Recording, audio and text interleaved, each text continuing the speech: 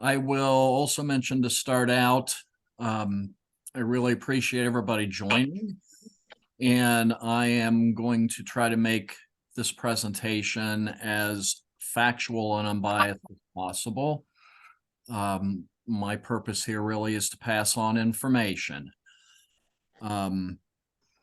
That said, as a writer and an English major, I am very in tune to how the language is used and not used. So you may or may not pick up on some things that I did and get some impressions that I did. So I'm going to go ahead and start the presentation.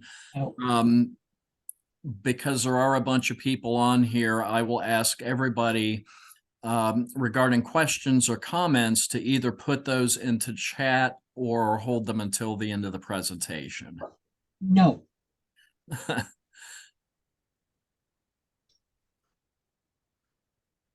And I am going to share screen now.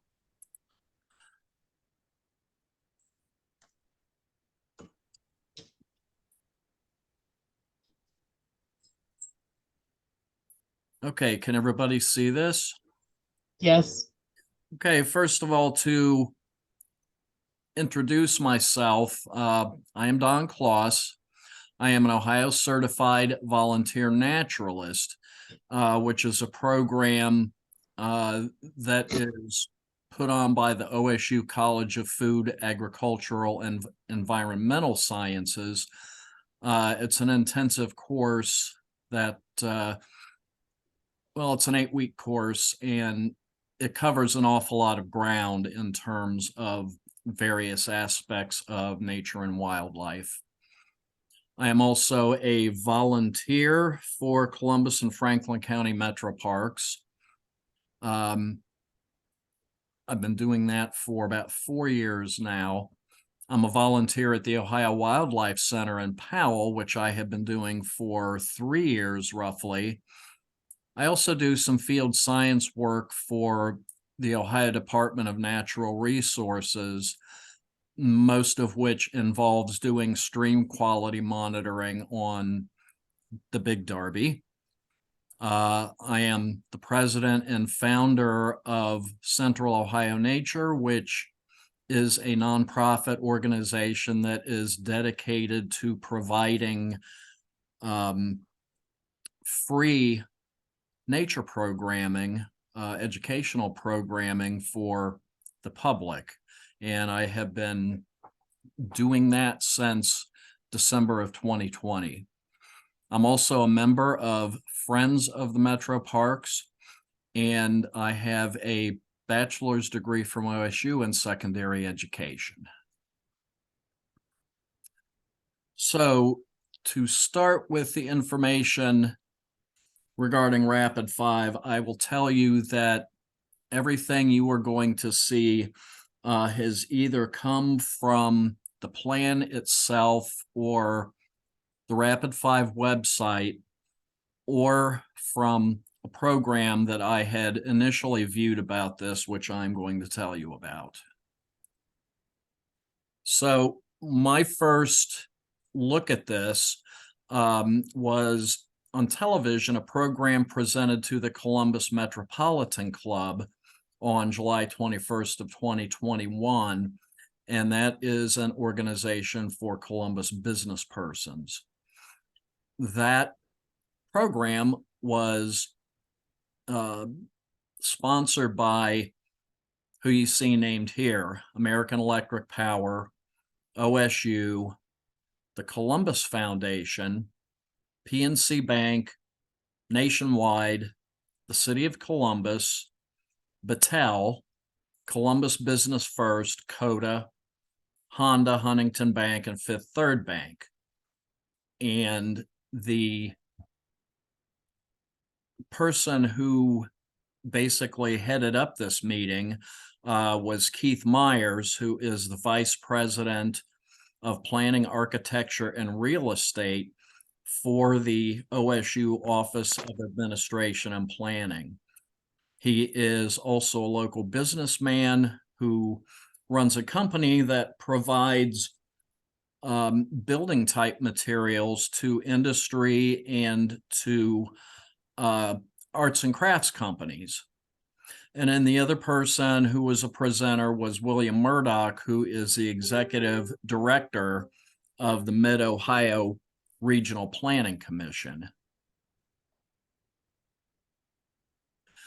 Now, at the top, as I call it, leading the charge on RAPID5 is first ULI Columbus, which their quote they're saying is they were established in 2018 as a district council, the Urban Land Institute, and they are a nonprofit research and education organization with the mission of providing leadership to the responsible use of land and sustaining thriving communities worldwide.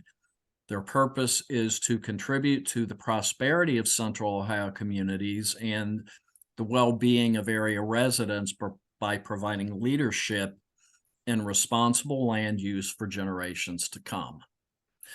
The other organization is MORPC, which I think a lot of people are familiar with, and that is Central Ohio's regional council of more than 70 members comprised of counties, cities, villages, townships, and regional organization. And they say, we take pride in bringing communities of all sizes and interests together to collaborate on best practices and plan for the future growth, the future of our growing region. We do this through a variety of programs, services, projects, and initiatives, all with the goal of improving the lives of our residents and making Central Ohio stand out on the world stage. So to drop down a level, this is the mission statement on the project, basically, for those two organizations. ULI Columbus and MORPC have embarked on a project to develop a vision for an integrated open space network in Central Ohio that will prescribe how to best use our natural assets to benefit our economy, manage growth, provide access for recreation, education, and health, preserve natural resources, and environmental health.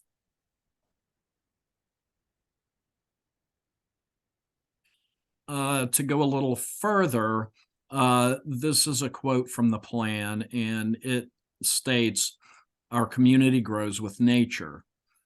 Earlier this year, 5 design and planning firms began designing a new vision for Columbus to connect us to nature and each other like never before. RAPID5 is a unique opportunity to create a shared vision for an integrated open space network.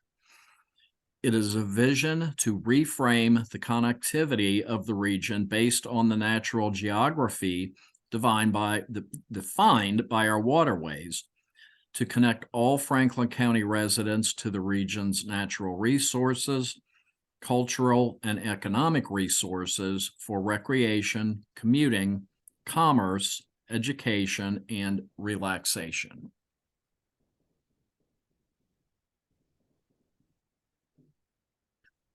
Now, what is affected by this is 5 Franklin County watersheds for our 5 major streams in the county, which are the Darby Creeks, Big and Little, Scioto River, Olentangy River, Elm Creek, and the Big Walnut Creek.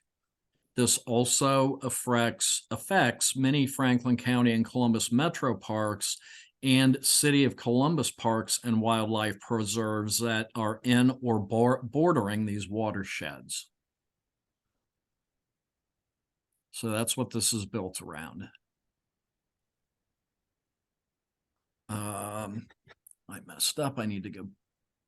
Oh no, I'm in the right place. Sorry, I thought I skipped the slide.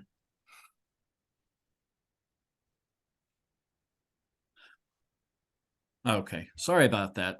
So now imagine, if you will, from this plan, a brewery, shopping area, and bed and breakfast across the creek from Battelle Darby Metro Park. Imagine a wetland at Three Creeks Metro Park expanded with a brewery and small concert hall built right next to it. A whitewater kayaking park below Griggs Dam. Schaefer Woods, which I'll speak to a little later that a lot of people are unaware of, turned into a zipline park stretching across the Big Walnut. Modern sculpture parks along waterways. The current Riverside Park in Upper Arlington, which is the park along Riverside Drive, reimagined into bike trails and high-end retail and restaurants. And also historic Lockbourne and Plain City reimagined as quaint shopping and dining destinations. So these are things that are all in the plan that was developed by these 5 developers. And to show some examples, first of all, this was from the plan, the artist's conception of what they want to do with the confluence of Big and Little Darby Creeks, which, if you're familiar, is within Battelle Darby Park. Now, some things I will point out here, because this is kind of a busy piece of artwork. First of all, what is circled here is shopping and some housing. Next, this is the current old railway, and as you can see, it will go right through where the shopping and housing is. And this could easily be, not saying that it will, but it could easily be turned into light passenger service, as has happened in many areas of the country. Now, next over here, this is the mentioned brewery and shops. And what the yellow arrow is pointing to is an overhead tram system that the plan indicates would most likely be connected to property on the other side of the road from the parks, which is part of Darby Dan Estates right now, on which it is intended to build an inn. You can also see a new road going through the boundary of the parks. There will be a bridge, in fact, that, according to this, it goes right over the confluence, which again is within the boundaries of the park.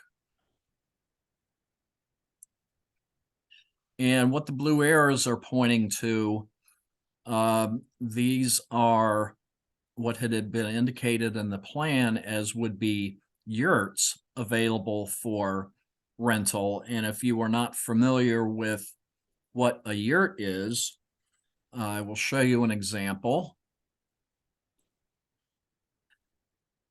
This is photos of the yurts that ODNR has on Kelly's Island, and they are basically wooden floored structures, almost shaped like a circus tent, that are covered with a canvas type material, and they have decks, individual parking.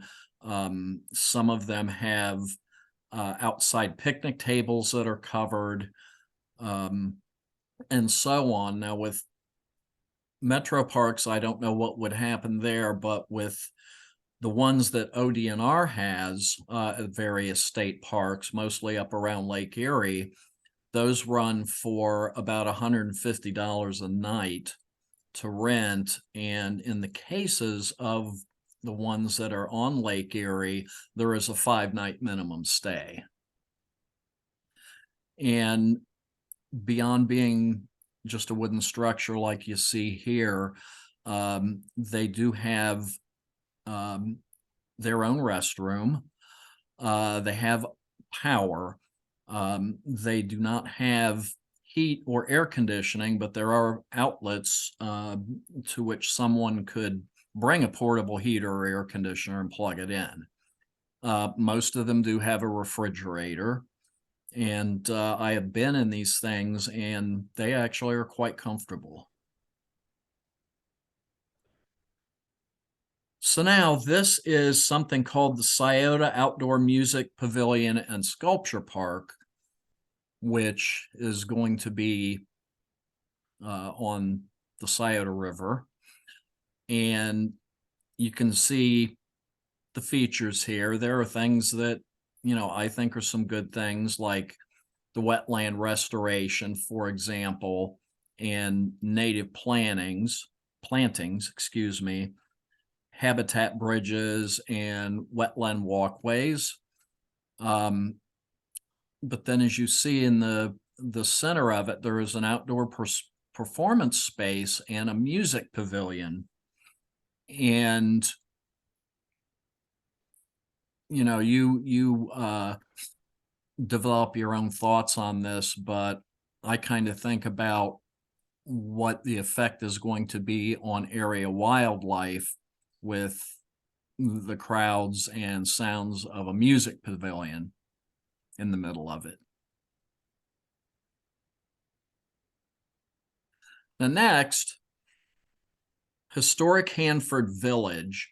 And I bring this up because this village, which is mainly a Black community, has deep historic ties to the Tuskegee Airmen, who a lot of them moved into this area during the time that it was active, because it was close to the airfield they were assigned to. And it's had a little bit of a troubled past, probably more than a little bit. The community had an interstate go through it. And as a quote from a Channel 10 news article by reporter Brittany Bailey in February of 2021, she states, when you look at where interstates are routed, they are an exact roadmap through communities that lack the political power to not have them constructed through those communities. It was an effect felt by all those who lived in the village at the time. Many lost their neighbors and homes. In the village's application to join the National Register of Historic Places, which did take place in 2013, the impact of the interstate construction was noted. And in response to the whole thing, one man reportedly set his house on fire. So what do they have planned for this historic village within RAPID5? I did it again. We have this. Quite a huge difference. And what the yellow circle indicates is that this that you see here is on Alum Creek. And there's an awful lot development-wise going on here. You see over on the far right, flexible space, which to me, I look at that and it looks an awful lot like a large skate and skateboard park. And you have pop-up market and sports courts, visitor center, area for food trucks, and event stage, Dakota Station, business, cultural space, affordable housing, community amenities. But there's an awful lot going on here where this historic village is.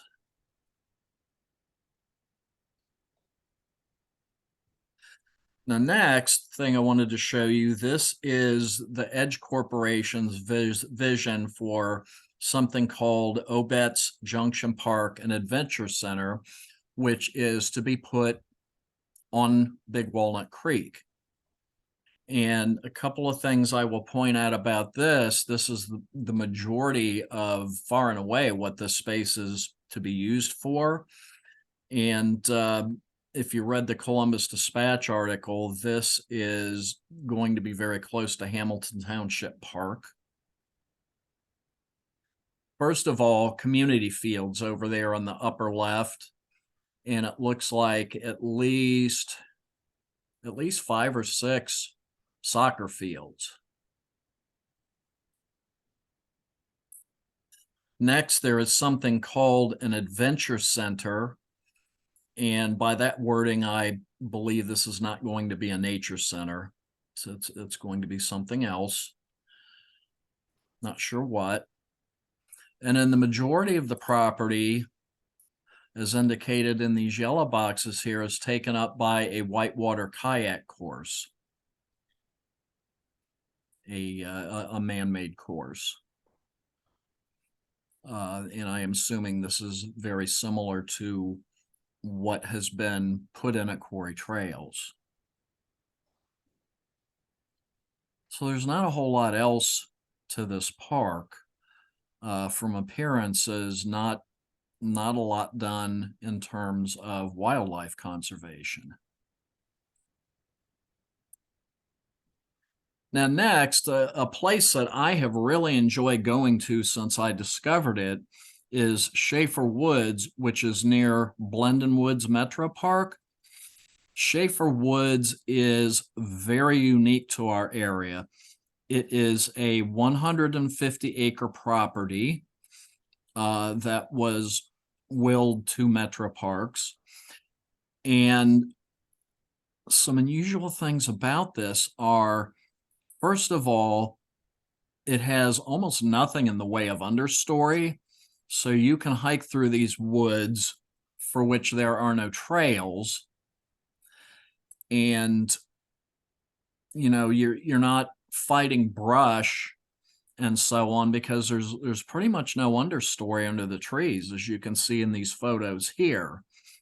It is also unique in that there is absolutely nothing in the way of invasive species on this plant species on this property.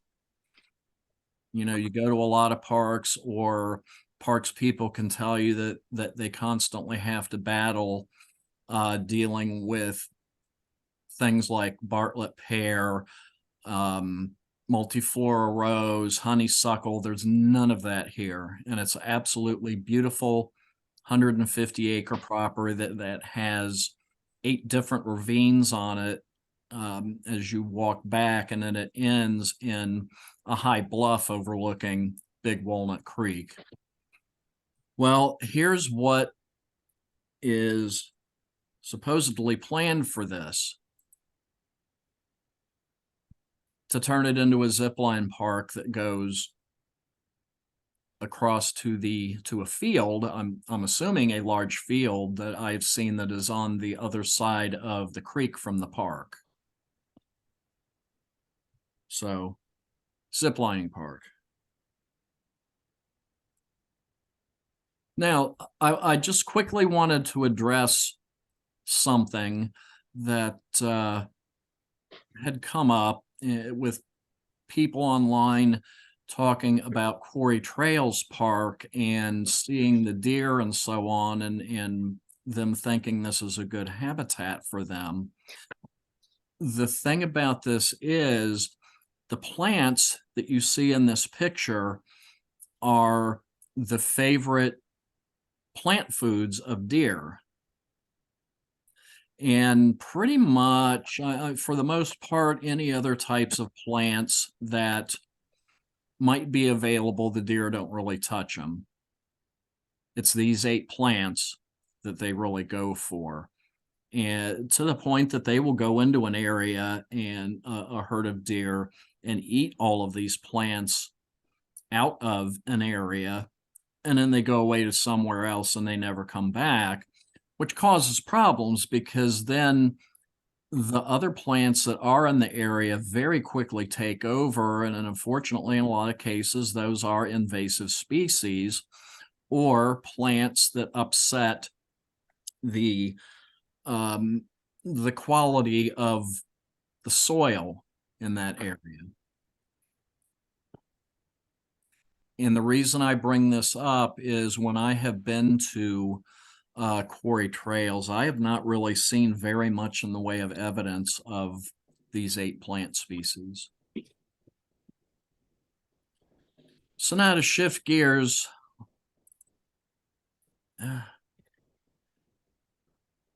quick finger, my apologies for that.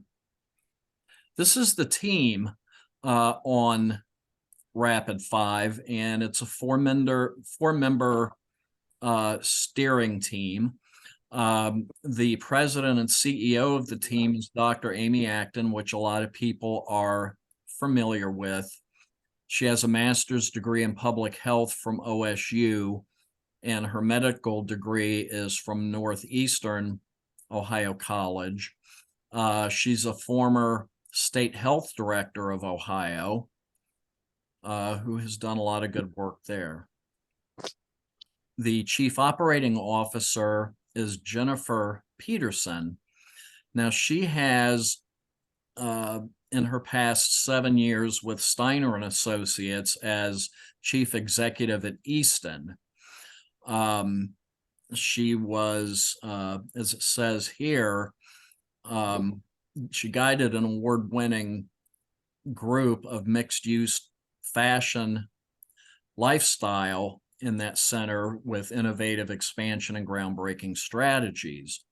In her previous experience, she had 18 years in various executive retail positions where she led the brand and business for C.O. Bigelow as the VP and general manager, and also heading up marketing for Victoria's Secret, the Pink brand, Bath and Body Works, and Lane Bryant.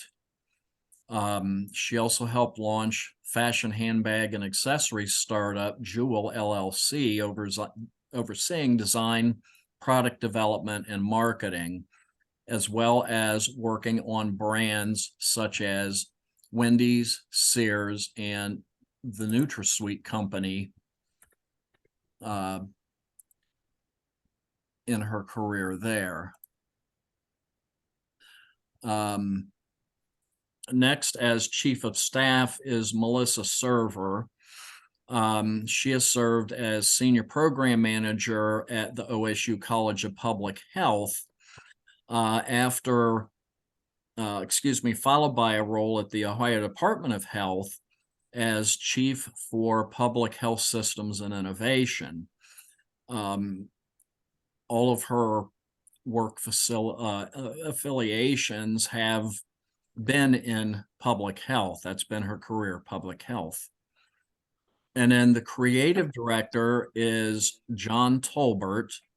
He was the director of digital marketing for the city of Columbus and was also director of creative marketing for Pelotonia, where he conducted marketing campaigns for the Pelotonia Ride Weekend and also worked as Pixley Pro marketing manager.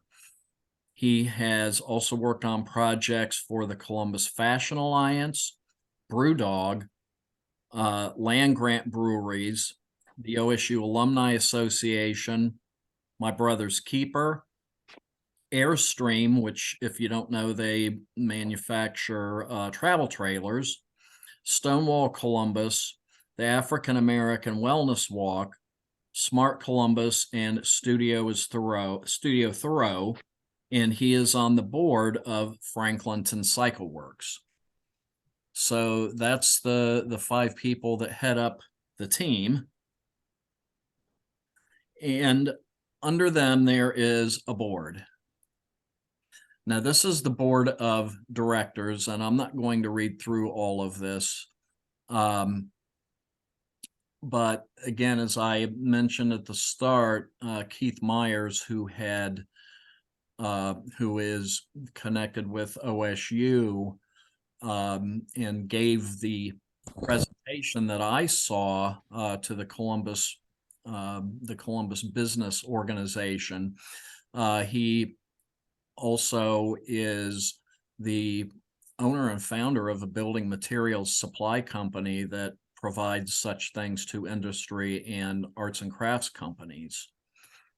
The thing I will point out about this, there are 17 people on this board, and as you can see, the ones that I've highlighted in blue, those are companies that are either development companies, mostly development companies, or related. And the two that are highlighted there in maroon, those are real estate investment companies. So you have 7 out of 17 positions on the board, upon which sit people who are very high up in corporate organizations, and the rest basically are not. You have Dr. Acton, you have people associated with MORPC, COSI, Human Service Chamber of Franklin County, Metro Parks, the Nature Conservancy of Ohio, Wexner Medical Center, and so on. So this is who's on the board.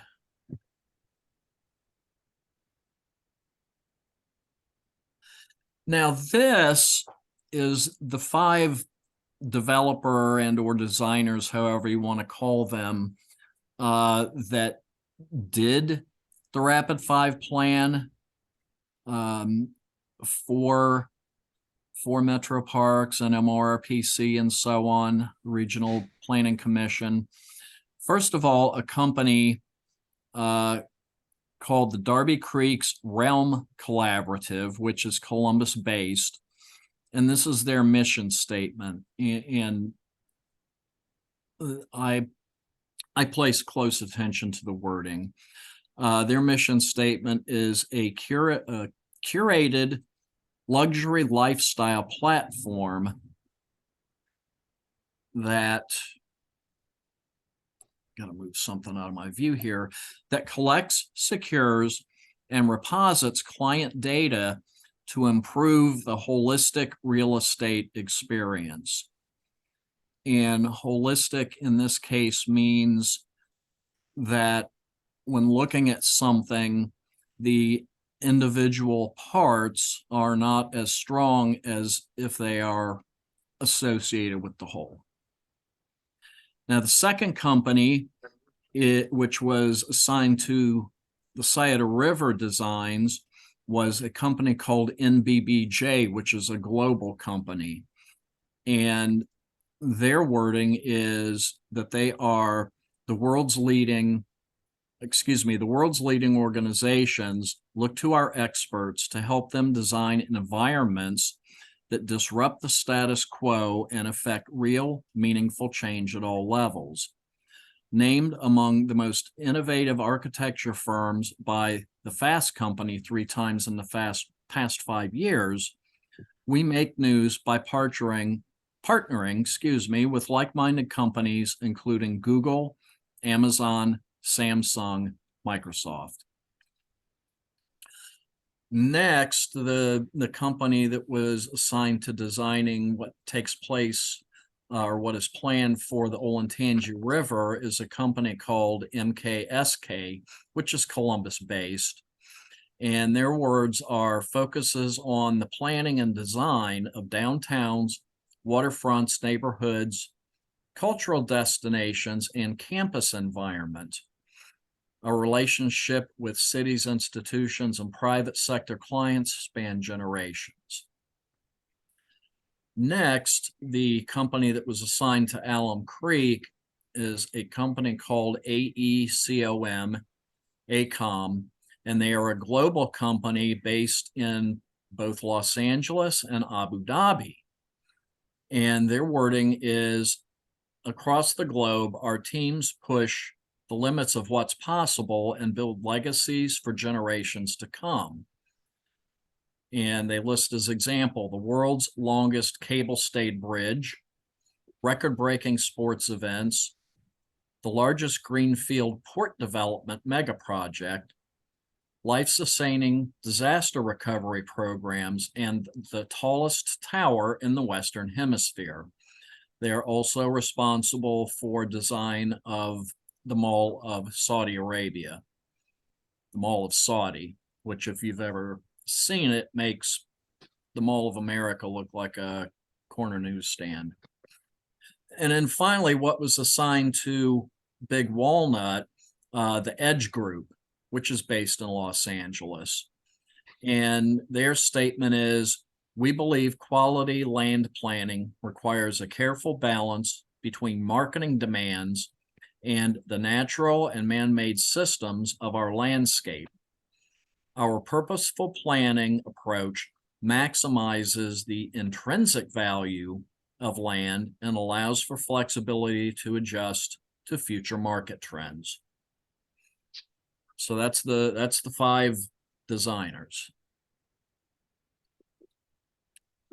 Now to look at another aspect of this, this is what had been listed as the project backers.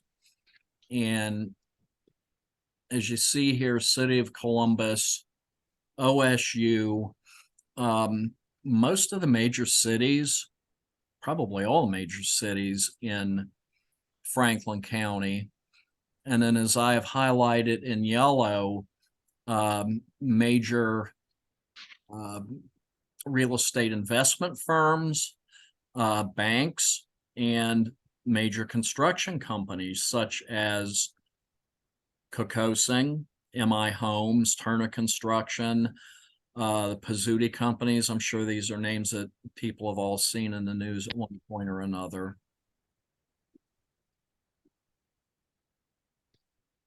We also have the Metro Parks and the Mid-Ohio Regional Planning Commission, which, pretty much anything that happens regarding development things, Mid-Ohio Regional Planning Commission has a hand in that because that is their function. Likewise, the Franklin County Engineer, who is also listed in here.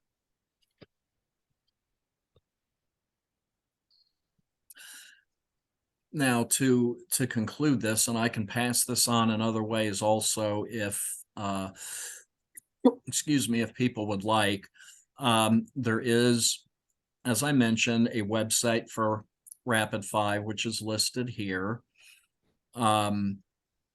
There is contact information here for Columbus and Franklin County Metro Parks, which each of our metro parks have a Facebook page, and they also have their own website. So you can take a look at those as well.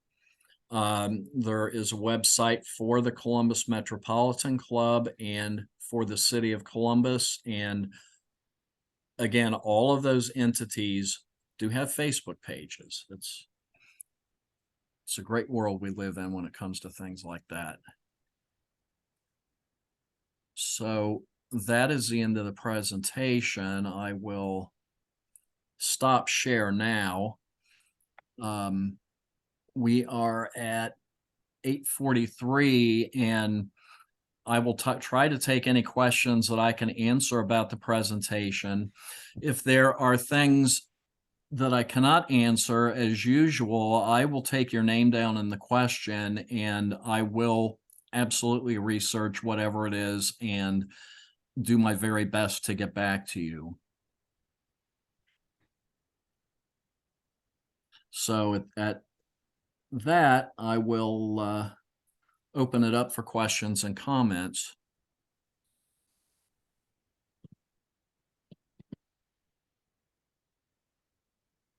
Anybody have anything?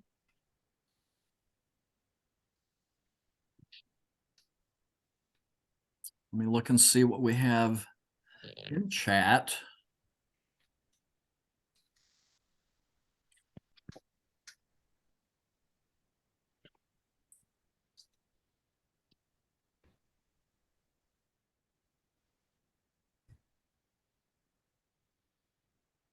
Okay, now here is something that I was not aware of, and this is one of the comments, and I'm not saying who has made what comment, but this comment says, City of Westerville owns Edge Park, a woodland ravine nature preserve with 3 tributaries located south of Polaris Parkway. Presently has a $4 million 2-phase park development project underway by MKSK Design for a nature adventure park with zip lines, indoor pavilion, large parking lot, trail bridge over Alum Creek, and so on. Parks Director Aller last week cited RAPID5 plans while ignoring Friends of Alum Creek and Tributaries, FACT, and their watershed action plan. I don't know about anybody else. I was not aware of that that park that is apparently sounds like it's on its way to being reality.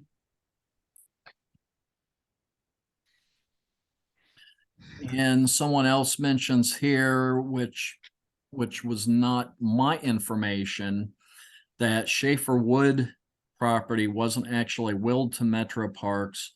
The family gave it to the Columbus Foundation, who then sold it to Metro Parks. Anything I had seen in the news was that the Metro Parks received the property after the former owner's wife passed away, and that person was a lifelong farmer, among other things, and was also on that local township's board. And that was all the information I have had on that. And another comment here, unfortunately, none of the local nonprofit watershed groups and environmental stewards were involved in nor asked to participate with the RAPID5 related A&E design firm studies, stakeholder meetings, preliminary vision plans, or draft reports. RAPID5 has thus declined invites by various watershed groups to attend their board meetings. I do appreciate their initial volunteer community service support.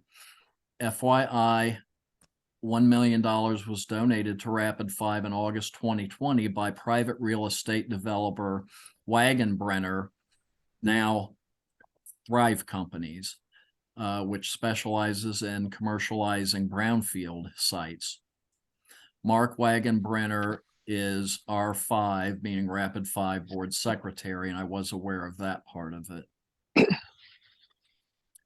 Someone else has commented they believe RAPID5 is presently housed in MORPC offices. Makes sense. I wasn't aware of it, but that makes sense. And then someone else has asked if copies of these slides I have gone through are available. And I can definitely do that. I don't have a problem sharing this material, and I can one way or another make that happen. I'll figure out how to do that, and then I will post on Nextdoor. I guess Nextdoor, and I'll also post on the Central Ohio Nature website, and I may even be able to post the slides there. And that web address is www.centralohionature.org. And then someone else says, hi, Don, pretty sure we talked before. No. Beg your pardon?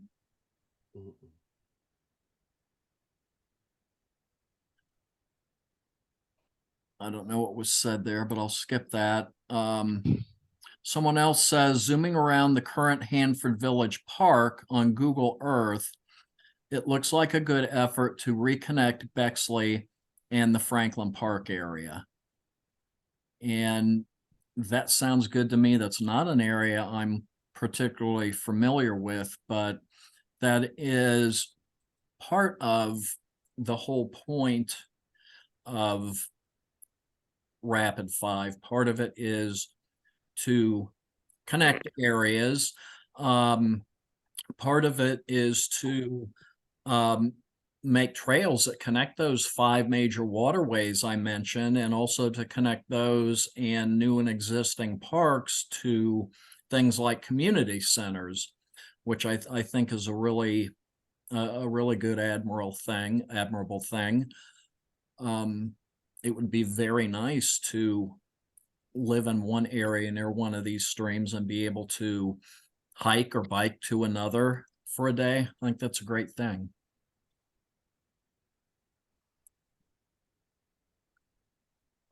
Someone else says here, much of the development proposed might be good ideas if focused on the blighted areas of the county and largely abandoned strip malls and shopping centers.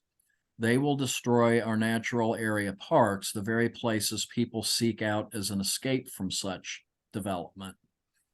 And I can understand that. I have not spoke to anybody who is not upset about the state of all the abandoned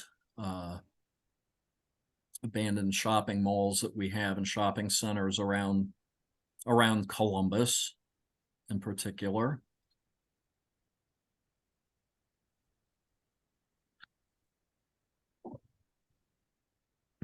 And then someone else asks, do you know the revenue source for the developers? Do they charge the Metro Parks for their work? Are they planning to earn user fees for kayak and yurt rentals, etc.? I do not know. I will see if I can find an answer to that and make it available. That is the end at this point of everything that is in the chat. Hey, Don. Yes. David Roseman here. How are you? Yes. Hi. Good. How are you? Okay. Didn't know if you want to have a conversation or just go through chat messages here. Whatever you'd like. Part of my thing was I wanted to get through the presentation without interruption, but yeah, if you'd like to bring something up now, that's fine. Well, there's lots of things I could bring up, but before doing that, just curious, I think I understand, but you haven't put out a call for action? No, what's the point?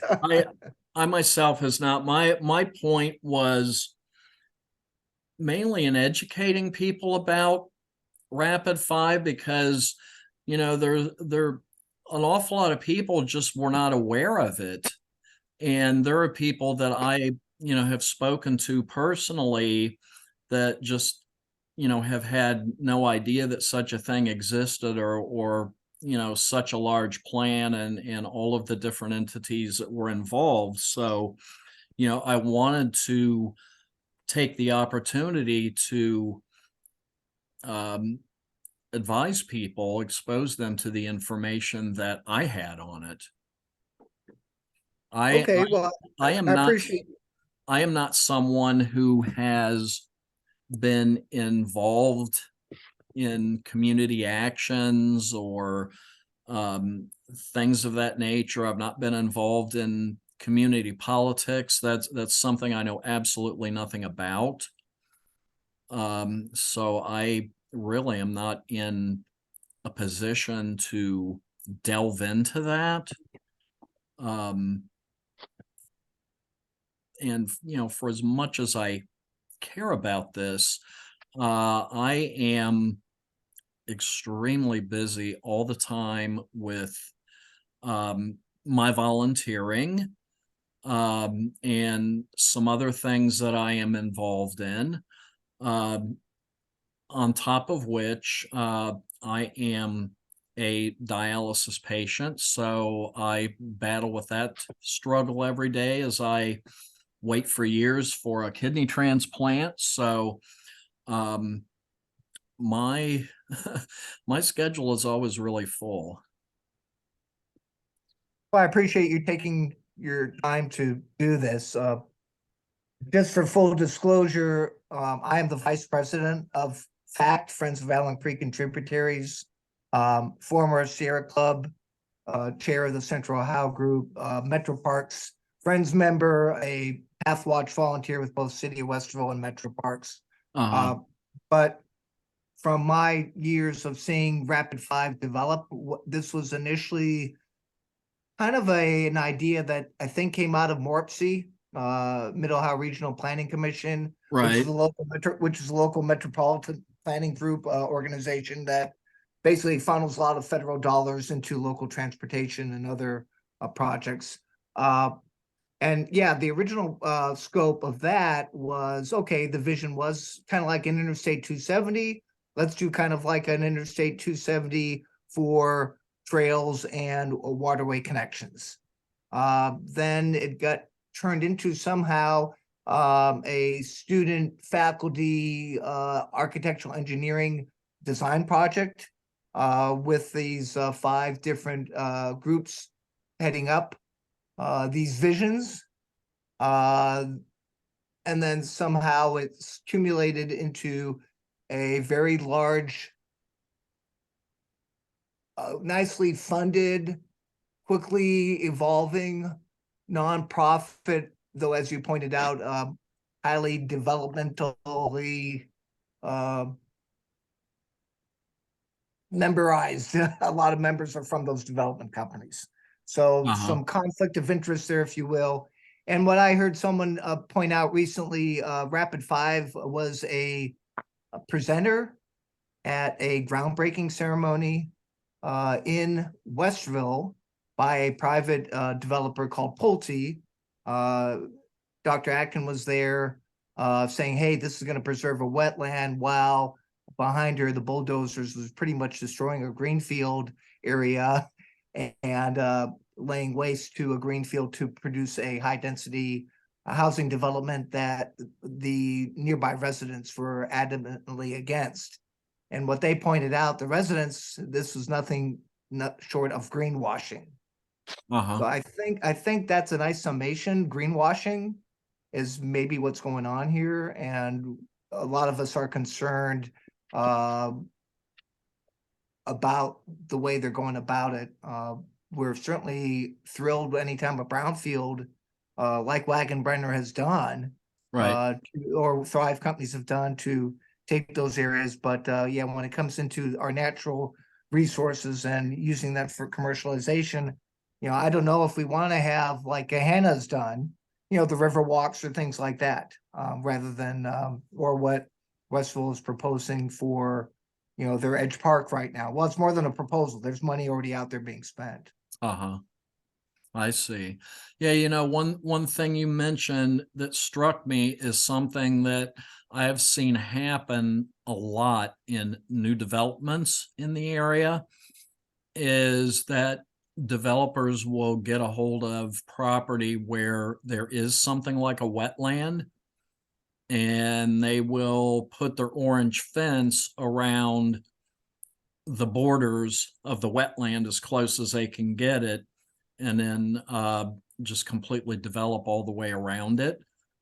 And to my mind, something like that wetland that was a haven and an oasis for wildlife, uh, it kind of gets turned into a prison for wildlife, because that wetland is still there, but it's completely surrounded by housing and roads and so on.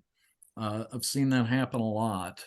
Yeah, don't get me wrong. I mean, Pulte's doing what the best management practices command. I mean, they did put a giant retention pond between development and the creek and the wetland. Uh-huh. So they are doing the best they can. But again, just to saying, yeah, I think it's good that everybody turns back the pages and looks in all the details like you're doing, and I appreciate you uncovering that.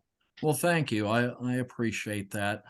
One thing that I mentioned to somebody earlier today, there are just things that I think about that I think normal people don't think about with development and things like this.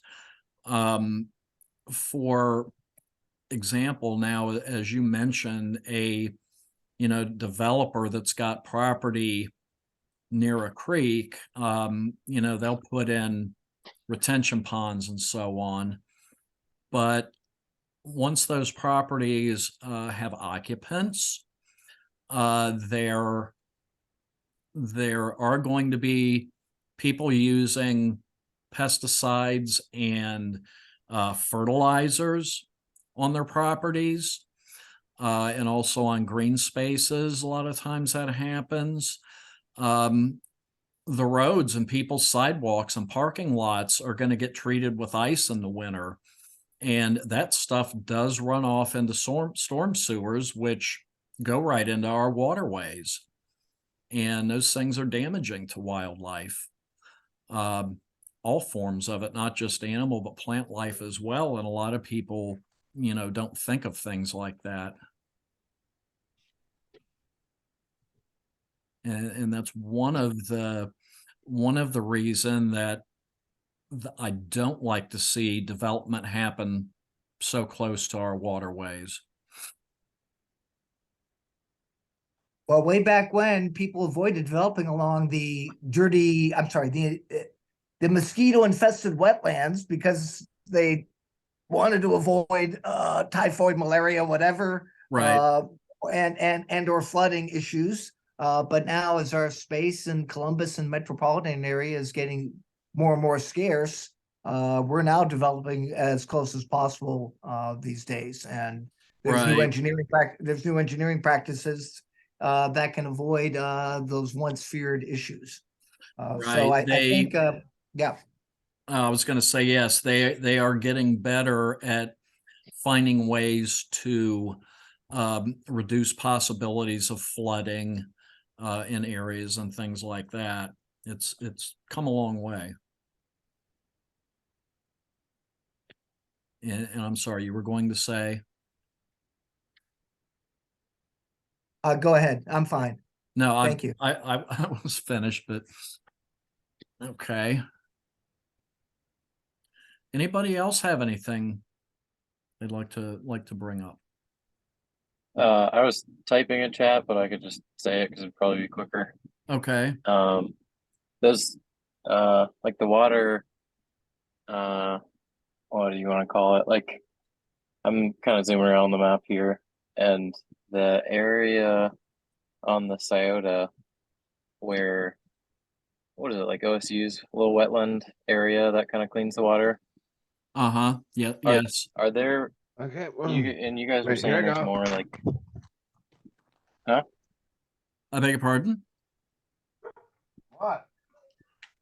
I heard someone else say something maybe. Yep. But kind of what you guys were saying with like the different engineering practices around improving the rivers like that, are there alternative plans for improving the rivers and like like the what you guys are saying, the runoff from what is it, pesticides and all that kind of stuff? Yeah, I guess I'm just kind of curious looking at There, these spots. there, Does sound interesting. there may be, but not that I'm aware of. And it's, that's been, especially with road salt, that's been an issue for as long as ever since people first got the idea to use salt on snowy and icy roads. It just, when things melt or you get rain, it ends up in the storm sewers, and a lot of that does end up in our streams, and it is detrimental to wildlife. One thing, as you mentioned, the wetlands, yes, they do absolutely help areas. The plants that are typically in wetlands, they will absorb pollutants in the water, and they will store it indefinitely in the roots. And actually, trees do the same thing. When there are pollutants in water that seeps into the ground, that they take in, pollutants that are in it, they store it in the roots for a lifetime. So they help to keep those Oh. things from getting into our streams and aquifers. Is that bad for the tree? No, No? all Okay. all Oh, that's trees good. do it. No, it's not. They store that stuff, and it is not part of what they do in terms of sending water and nutrients to other parts of the plant. Okay. Adam, it's just like a Alright. tree is capturing carbon, sequestering that, storing it, and it in turn is producing oxygen for us to live upon. The minute Right, you cut down, the minute you burn the tree, it releases that, which is not good. right, Right. So it's the right. same type of thing with native plants as well. They'll absorb that and store it. And the byproduct is good for us. But right now, I mean, detention retention ponds is what storm sewer systems in a development are going flowing into. That tries to capture some of it. Doesn't do a very good job. Mostly it's there to capture the volume of the water and the intensity of the water before it lets it out into a nearby tributary creek or river. But if there's a good wetland that can be part of that system, bioretention basin, as they're called these days, that's really, really good. The problem is, as other people point out in the chat, I mean, we're paving down what could be used as natural resources, and then we're having to recreate, engineer a pond or something to try to capture what we messed up upstream. Absolutely. And it's interesting too. Part of that is sometimes when that's done, what people don't realize are invasive species end up being used. For example, there is a hybrid cattail plant that has been used, and it's actually a invasive, and when it comes into or is introduced into an area, it pretty much crowds out and chokes off all of the non-invasive cattail and reed plants. And this is something that's happening all over the state at a pretty rapid rate.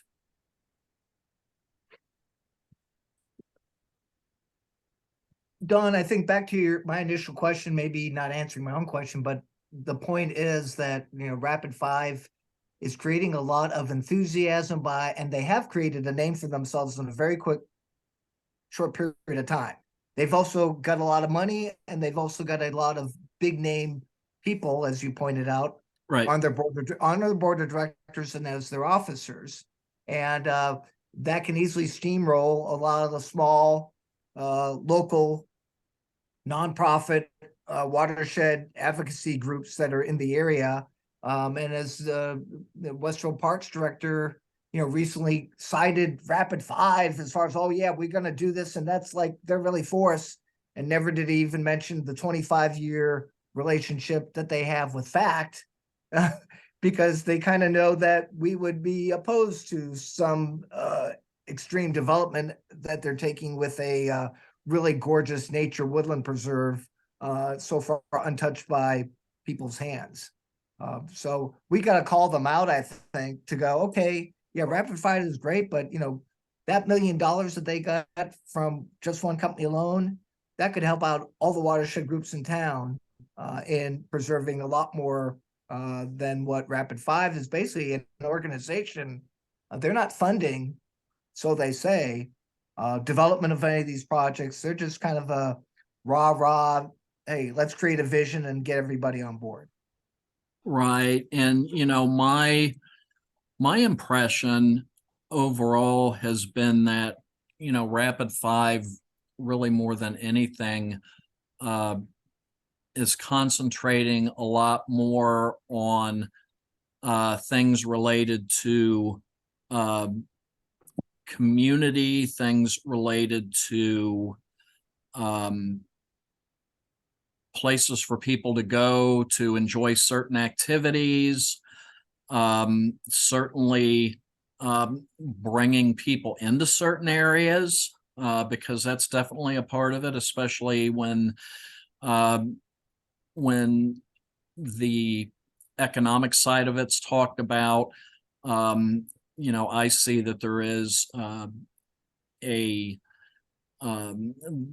a wanting there, for lack of better words, to draw certain demographics of people into certain areas. And what seems to not be within the larger focus of this is preserving nature and wildlife. And, that is the mission of an awful lot of organizations in the county, like yours, like Flow, like some of the others. That's in fact part of the mission statement of Metro Parks. To preserve and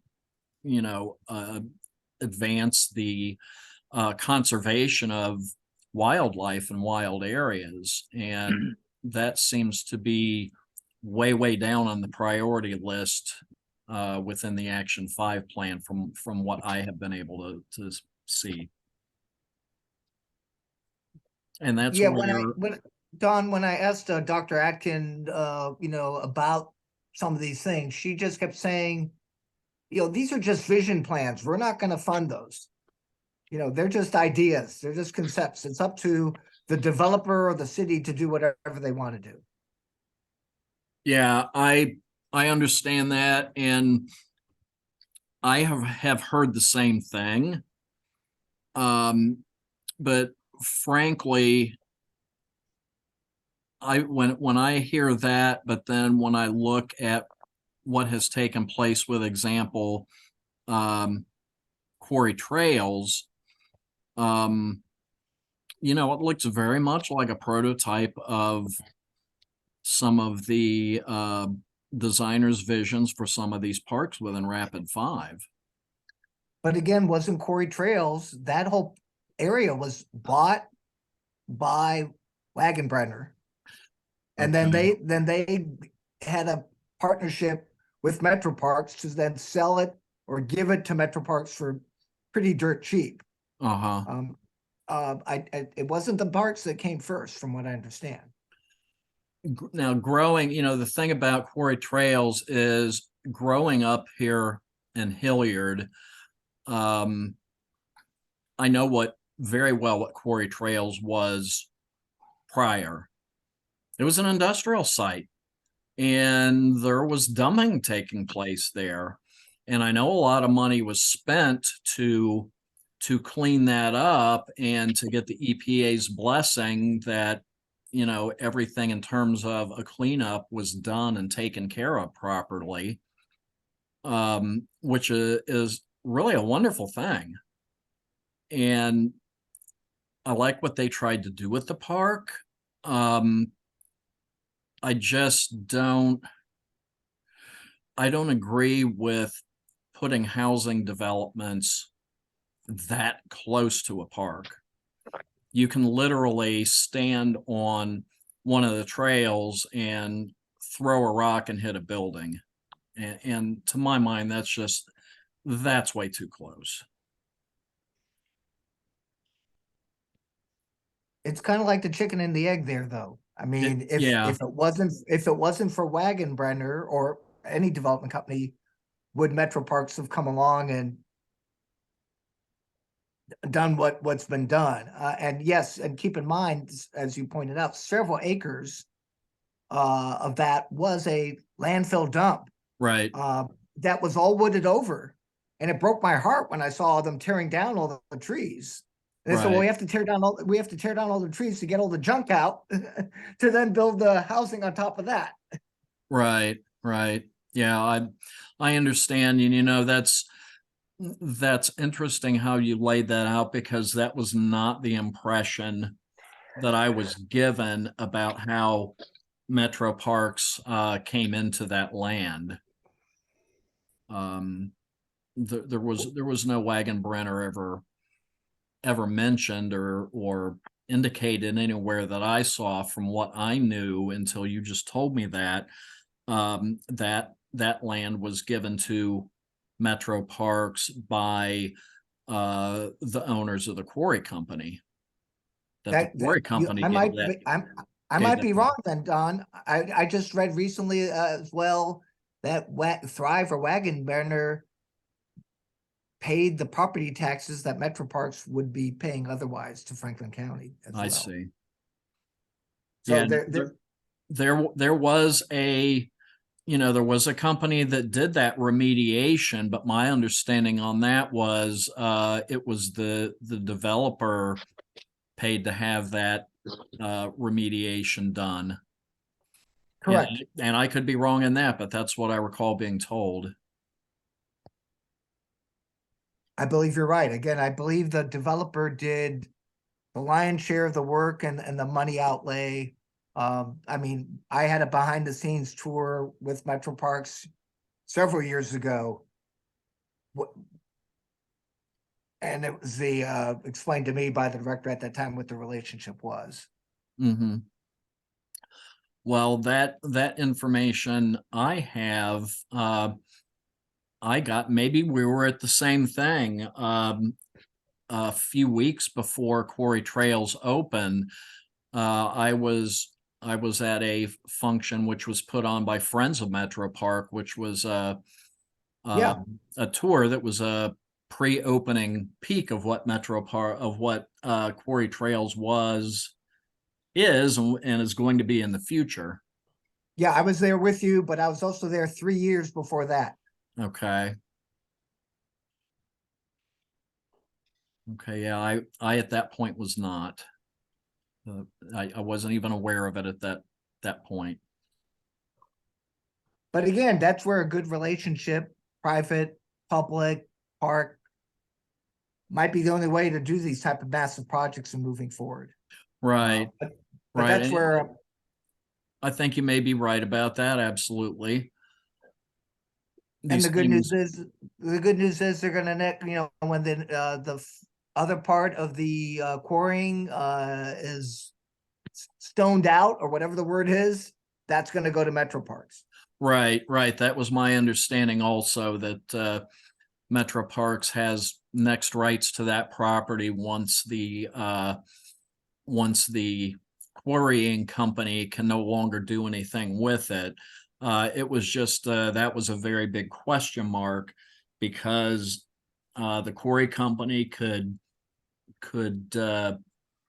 find the property no longer useful a year from now, or 5 years from now, or 500 years from now. But whenever it was, the property is going to Metro Parks. Yes.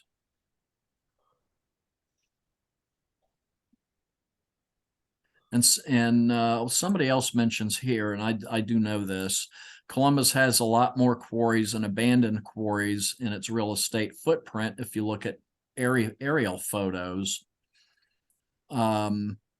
I was definitely aware of that, again, growing up in the area. And I know there are a lot of what are referred to as brownfield areas.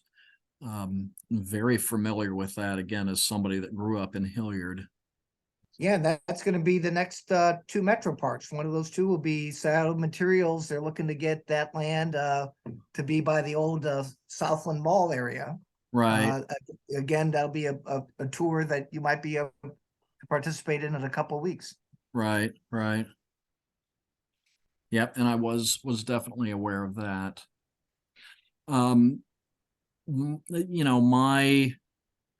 It's probably obvious by now, but I mean, should be that my whole interest in any of this is from the perspective of someone that's a naturalist.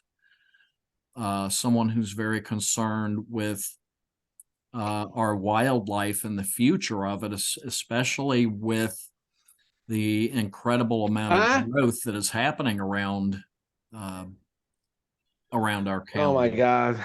I don't know what it is. Are you on the phone?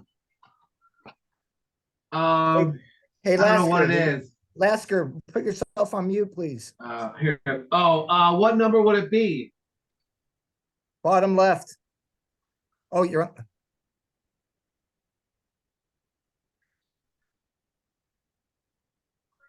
Are we good? Okay. Is it my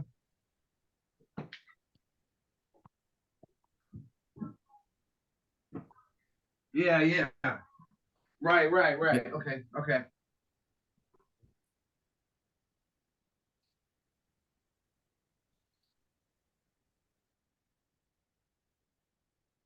Okay, we've got that. I think we have that issue taken care of. Does anybody else have anything they want to bring up at this point in time? If not, I am going to conclude this and get to work on getting this presentation up on the YouTube channel, which again is Central Ohio Nature, and start getting into responding to some questions. Okay, I thank everybody for joining. I appreciate it, and have a very good evening. And thank you again. Thanks for putting this together. Appreciate it. Oh, you're very welcome. Thank you.